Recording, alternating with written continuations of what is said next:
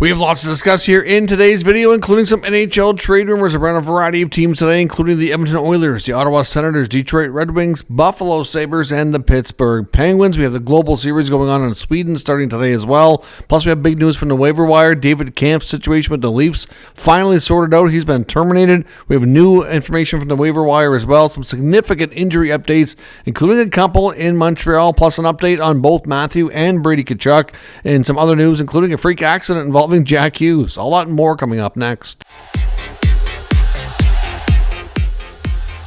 Welcome back to another video here at Top Shelf Hockey. As I mentioned, we have lots to discuss here in today's video. In case you missed the news earlier, I did have another dedicated video with a couple of news items from this afternoon, but we'll quickly recap those. In case you missed it, with news from the waiver wire, Maple Leafs forward David Kampf did clear the unconditional waivers he was placed on yesterday, so he and the Maple Leafs have now officially terminated his contract, so he's missing out on about $4 million. The belief is he's probably going to sign a 1 or 2 year contract for a little bit less money than what he was making in Toronto, so most likely he will lose some money, but not a significant amount. At least that's the hope. There is a number of teams believed to be interested. One, I think, team that makes a lot of sense and has been heavily interested is the Vancouver Canucks. The Canucks, I know he's not quite as the same kind of player that Pius Suter was, but losing him in free agency, I think, was a bad blow. I know there was some word out of Jim Rutherford in an interview that he kind of says there was some miscommunication with Suter during free agency, that they thought they were going to be able to get him back. They wanted to get him back.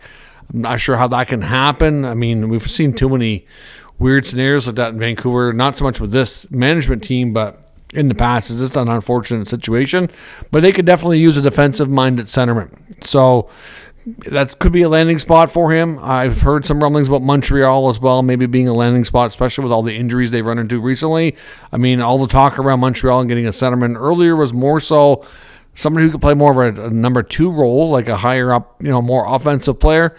I guess unless you elevate players below and he takes over in the bottom 6. I'm not sure, but both those teams have been linked. I know there's some rumblings around Chicago too, and a few other teams. So we'll see. We'll probably know before the end of the weekend where Kampf is going to end up.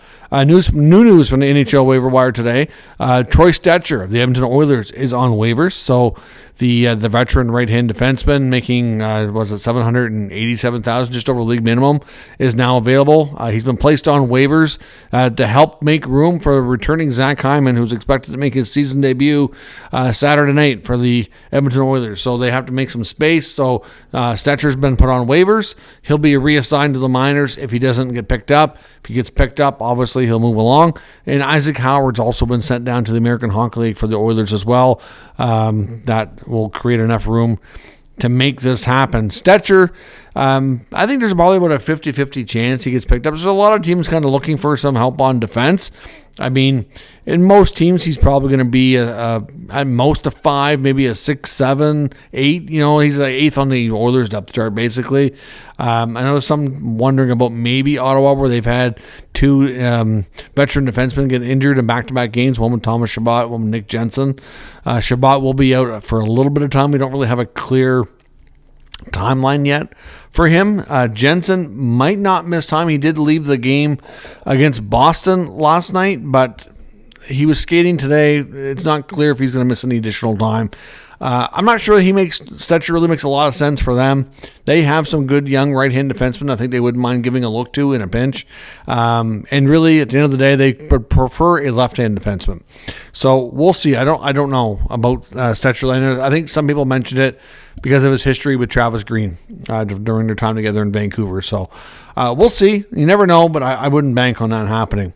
Either way, we'll find out tomorrow. Some big injury updates. Significantly bad news out of Montreal today. Of course, we saw, most people likely seen the clip, if you're watching the game live, of Alex Newhook with an unfortunate situation going feet first hard into the boards. We learned today that is an ankle injury that's going to require 4 months of recovery. So Alex Newhook really, to me, was having probably the best start of his NHL career. And this has to happen. So it's really, really unfortunate bad luck for Newhook, obviously for the Canadiens as well, who are now facing a lot of adversity with some injuries. They already lost Patrick Laine, who's going to be out for an extended time. Now Newhook goes down. And we also got more of an update on Caden Goalie today as well.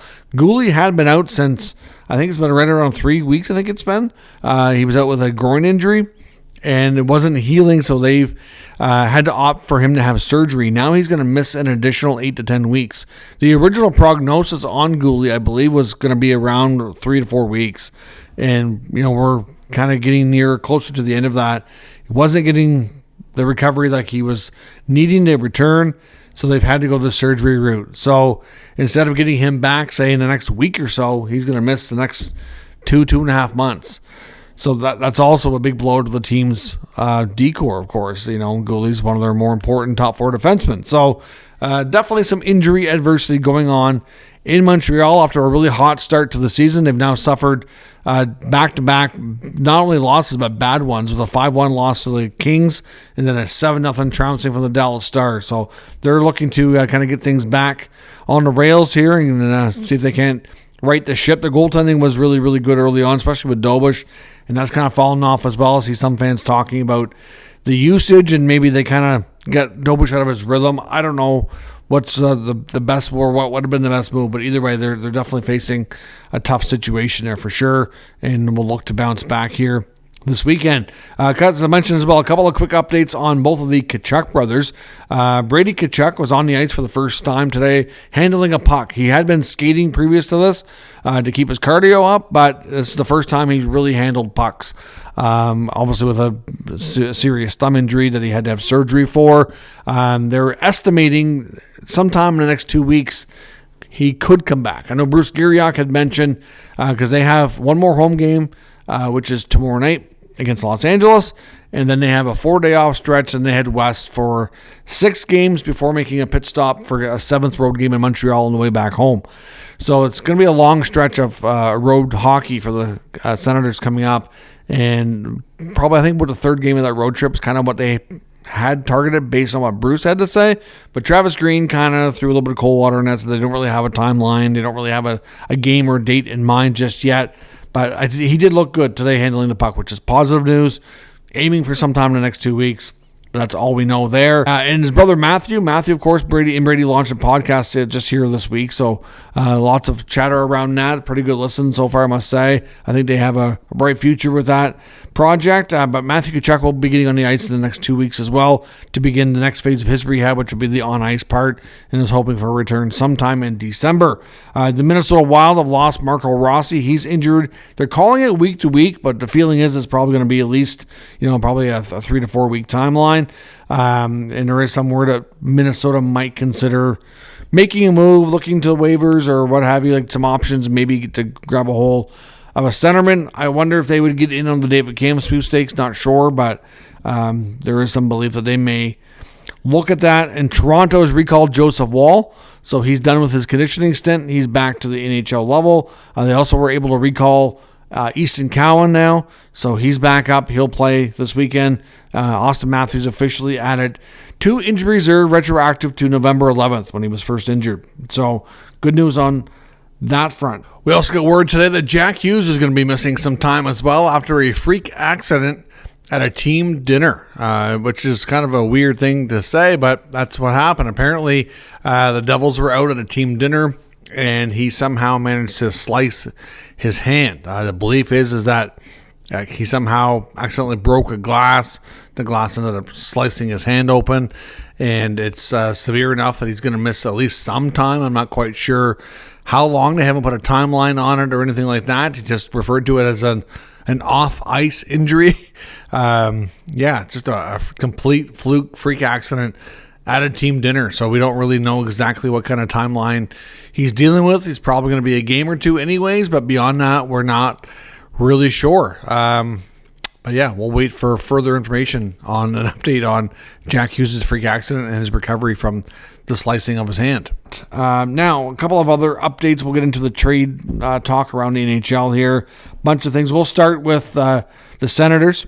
The Sens, nothing major going on. There is some rumblings, though, from Bruce Giriak that they're looking to add an impact player, but he didn't really give a lot of specifics. I think if they were going to do it, it would be a top 6 forward. But it's going to largely depend on the asking prices. And they got to remember, they can't trade their first round pick this year because right now they don't have one because of the punishment from Gary Bettman in the NHL.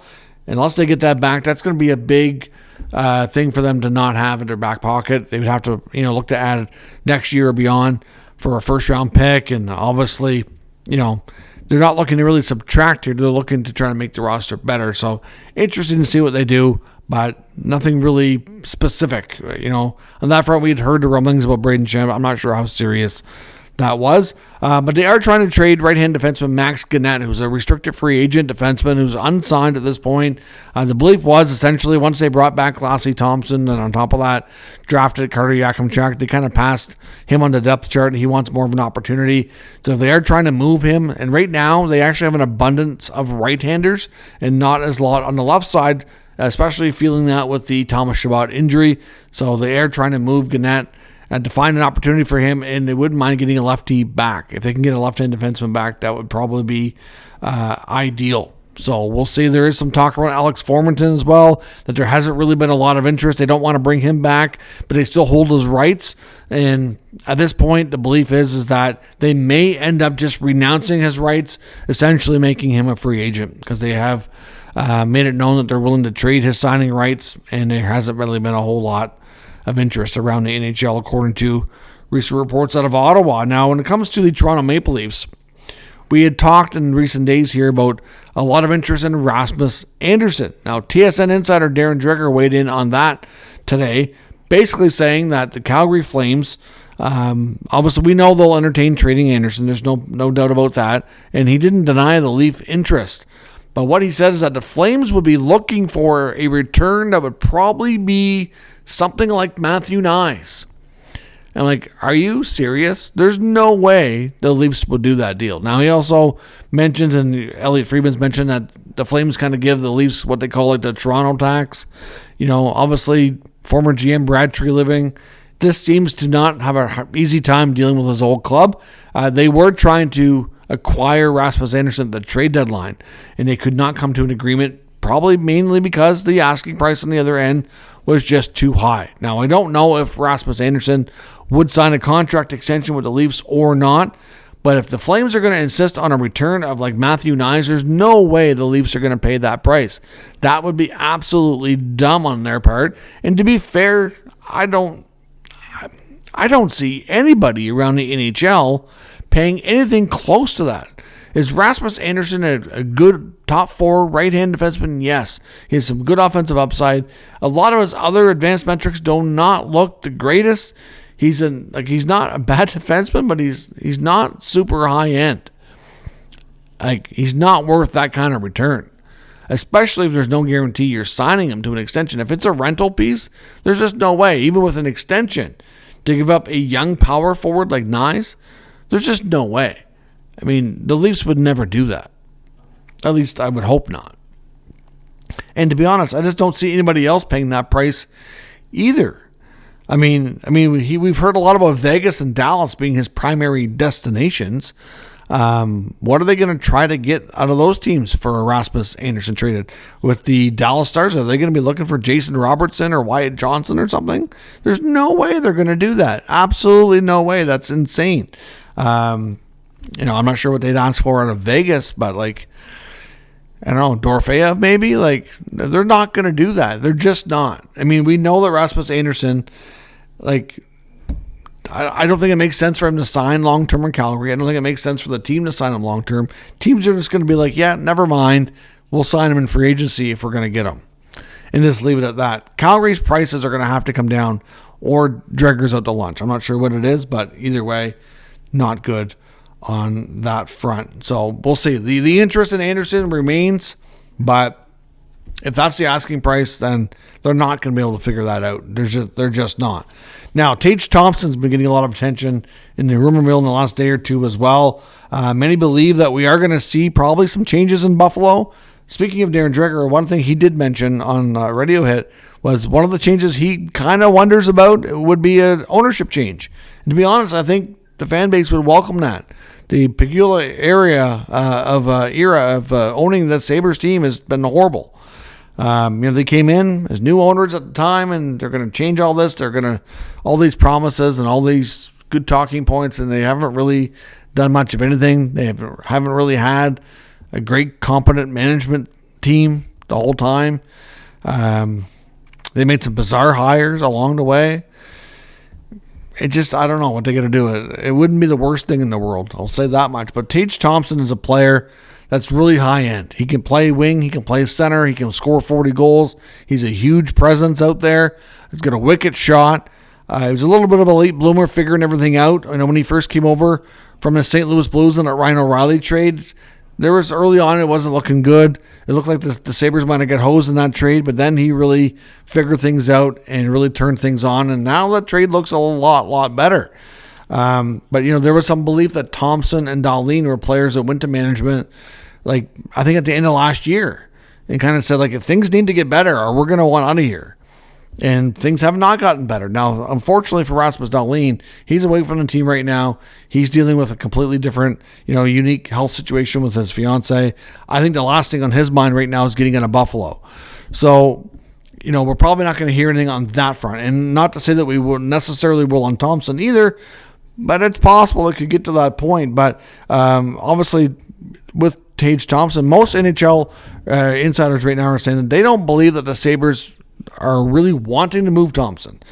But when you're in the situation they're in, teams are inquiring. And the main teams that have been linked to Thompson is the Canucks and the Habs. So it doesn't mean that, anything is imminent or anything like that. But both Montreal and Vancouver have made inquiries. They've had some level of discussions with the Sabres around this player. The belief is, Renaud Lavoie was one that kind of poo-pooed the idea of it being serious, that it wasn't, not like there was any advanced talk. So from what I've seen, I think that's probably accurate. It sounds to me like, you can't stop teams from inquiring, right? And I'm sure they've inquired. They'd love to know they're serious. But, it hasn't gotten serious. So certainly they'll monitor that situation. I wonder if Vancouver would have offered up like Pettersson. I don't know if they would go for that. But talking about like a change of scenery for guys, that could be interesting for sure. But Tage Thompson's out there getting interest, and that's where things stand. I don't think Buffalo's eager to push that button right now to make that a done deal by any means. Some chatter around some goaltenders, and these could both be goaltenders that might be solutions for the Oilers later in the season. Dave Pagnotta of thefourthperiod.com was noting that some teams, and he didn't necessarily specifically get into teams, but saying that there are teams that are kind of monitoring Cam Talbot in Detroit. Now, the Red Wings had a good start to the season, then they kind of cooled off. They're kind of hovering, right now the Atlantic's still pretty tight. They're not, guaranteed a playoff spot. They're not running away with it, but they're certainly not out of it either. So that's why it's a situation just worth monitoring for the time being. But if Detroit happens to fall back out of the race, having a tandem like Talbot and Gibson, and they're probably more likely to stick with Gibson longer term, and Talbot on a short-term contract, he very well could be a trade piece later in the season. And obviously, he's still a decent veteran goaltender. And he might be a guy with a lot of experience that could come in and really push Stuart Skinner. He's familiar with a lot of the Oilers. He played at Edmonton before. He would have played with some of these guys when, there's not many of them left, obviously, like, Draisaitl, McDavid in the early stages. But, Talbot's still a pretty decent goaltender for his age and has a lot of valuable experience. He knows that market. He knows what things are like out there.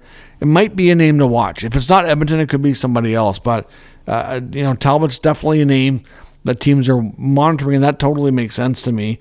I'm not sure he's got a long-term future in Detroit. I don't know how much longer he intends to play. But, it's a name out there for sure. And some good points were made about Pittsburgh as well. With the Penguins, even though they've had a hot start to the year, a lot of people wonder, is this going to change Kyle Dubas' mind on selling off a lot of these assets? And to some degree, it might. It's definitely cooled down the crowd that says Crosby needs to go or Malkin needs to go.